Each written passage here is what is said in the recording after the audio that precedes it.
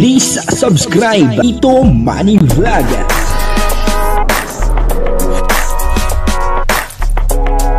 Payagan po si Tito Manny Vlog na mag-reactor para pambiling gamot sa kanya pong karamdaman. Wala man siyang records ng ng awayan.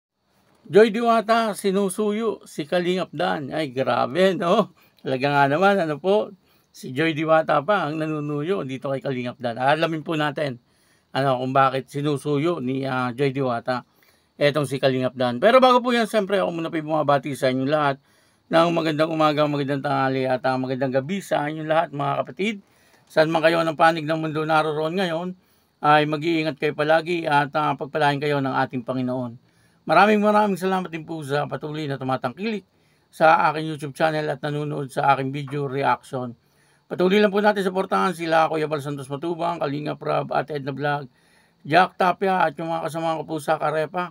Ganyan din po yung Team Views at yung mga charity vlogger na Kalingap partner. Ito po yung video na kung saan ay sinusuyo ni Joy Diwata itong si Kalingap Dan.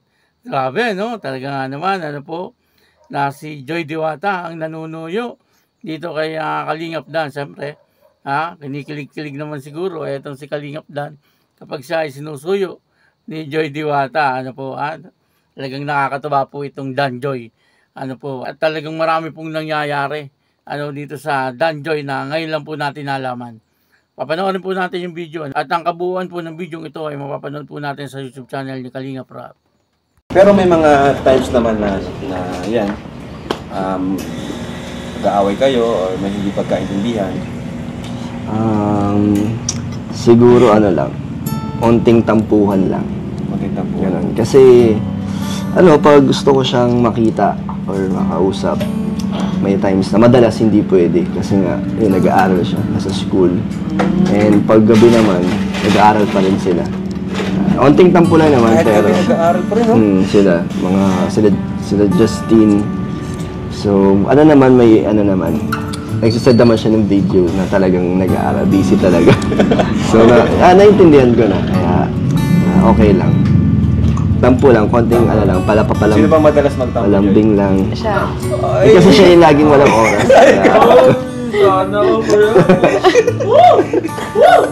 Sana all. Sana all. Dan pala yung madalas magtampo.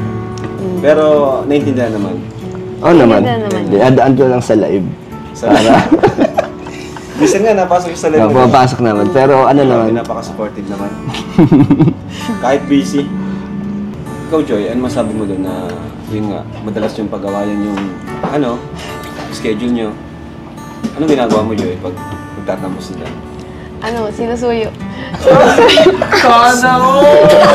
Sana all! Babae pa may patulo! Si Gustad, hindi na ginawa sa atin.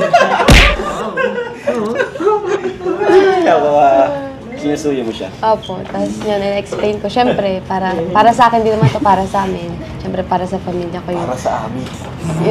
Para sa amin. Take note para sa amin. Talaga ko yan. Idugtong mo na ako. Ni Freda? Ay, next na Q&A. Kayong dalawa ni Freda? No. Okay, grabe. Mga sagot, guys. Hello.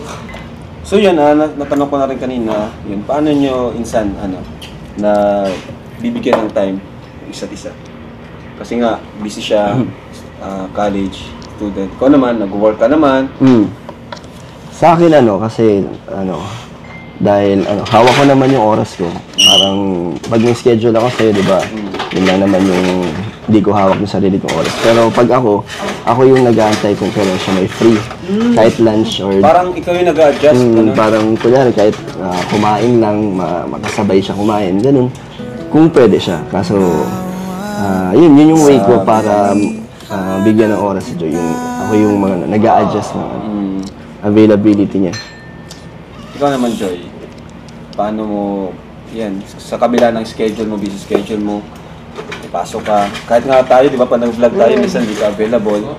So, paano naman yung quality time nyo ni Dan? Kahit na busy ako, syempre, na bibigyan ko pa rin ng oras kahit yung simpleng update lang, yung ganun. Kasi okay na siya dun kasi pag busy ako, syempre para aware din siya na ganito ginagawa ko, ganyan. Yun lang po. Pero pag, ano naman po ako, pag free naman ako, na sama naman ako sa kanya, pag nag-aaya siya. Siya hindi naman nagyaya minsan. Bumabawi. Baka matured naman ng ano niya. Oo nga, nakakatuwa si Joy Nakakatuwa, kasi diba? matured siya Matured. sa edad niya. Parang hindi siya sakit sa ulo. Hindi sakit sa ulo.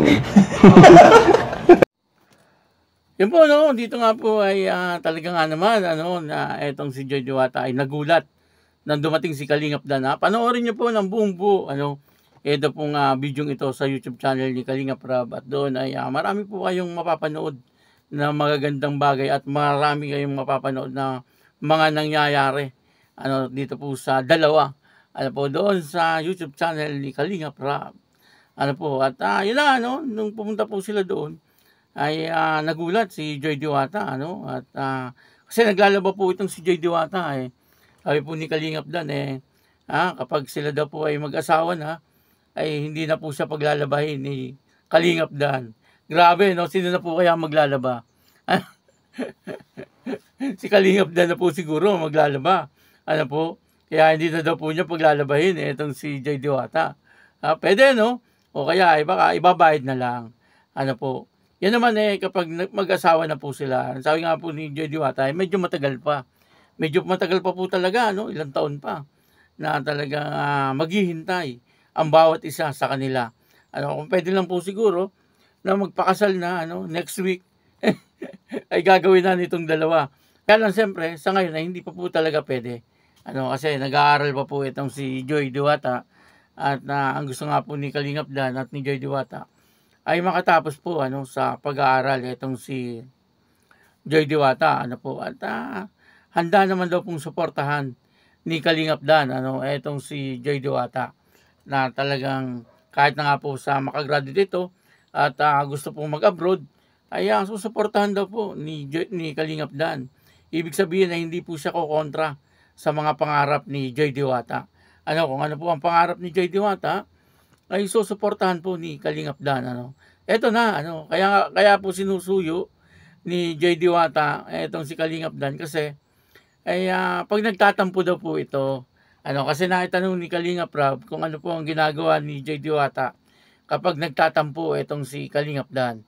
Ang sabi po ni Joy Diwata ay sinusuyo daw po niya. Siguro ito namang si Kalingap Dan ay kunyari nagtatampo. Para suyuin ni Joy Diwata. Grabe, isang napakagandang babae. Tapos nanunuyo. Ay talagang in love. Masasabi po natin na talagang in love. Itong si Joy Diwata kay Kalingap Dan. At siguro, ayaw din po niyang masira, kung anong meron sila pong relasyon ngayon. Na talaga namang napakaganda ng kanilang relasyon. At nakikita po natin na nandun yung pagmamahalan nila sa bawat isa. Sabi nga po ni Joy Diwata ay kapag daw po may mga ginagawa siya, sinasabi niya dito kay Kalingap Dan. Kasi para hindi nga daw po magtampo, at least alam ni Kalingap Dan kung anong ginagawa niya. At madalas daw pong pagtampuhan ni Kalingap Dan ay yun na nga po, lagi pong busy itong si Joy Diwata. At busy sa pag-aaral, hindi po sa anumang bagay.